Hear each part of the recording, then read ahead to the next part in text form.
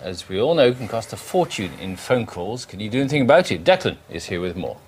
Yes, many of us, Bill, get quite the shock when we come home and find a great big fat bill from the phone company lying on the doormat. That's because British users are charged some of the highest roaming charges when we use our mobile phones in Europe. We have to pay our own mobile phone company, we have to pay the foreign mobile phone company, and there is a connection charge in between the two. According to figures from the European Commission, a British holidaymaker in Spain calling home will pay nearly £4 for a 4-minute call. A French tourist will pay less than £1 for the same call. Now, this is something that Europe's regulators want to change. So what do we do about it? Well, first of all, we spoke to one traveller who thought he'd got a good deal, but then got quite a shock when he realised that it wasn't as good as he thought.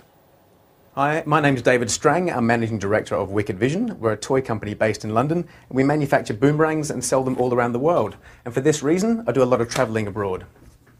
So I chose a flat rate mobile phone tariff that made my calls a lot cheaper for when I travel.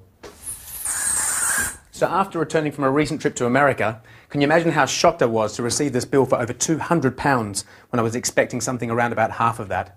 When I called Vodafone to ask them why this was, they said that America was actually excluded from this tariff. As a gesture of goodwill, Vodafone did eventually reimburse me with the extra amount. However, just make sure that you do check with your phone company before you travel.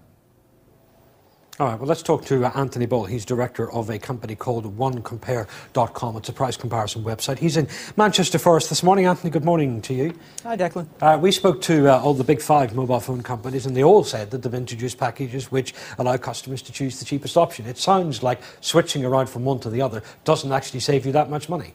Well, actually, it's not really that simple at the moment.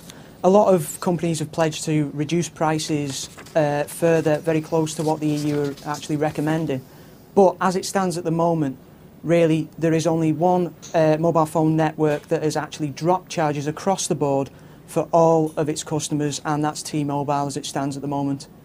But what then is the handiest way to save a bit of money? If you need to bring your mobile phone with you, do you get a different pay-as-you-go phone when you go out there, or is there some other trick that we can use? Probably the best trick at the moment is to go and get yourself either a SIM card which is specific to the country that you're going to, or what's called a global SIM card. You don't have to buy these when you get there. You can buy them over the internet now from such companies as simfortravel.com. Buy it before you go and check all the rates. Most importantly, with one of these SIM cards, you won't get charged for receiving calls, which is the important thing, the thing that people don't realise as much. OK, Anthony Bull from OneCompare.com. Thanks for your time this morning, joining us from Manchester here on Breakfast. More business after 8. We'll update you on those 4,000 job cuts at the Norwich Union. Thank you, Declan.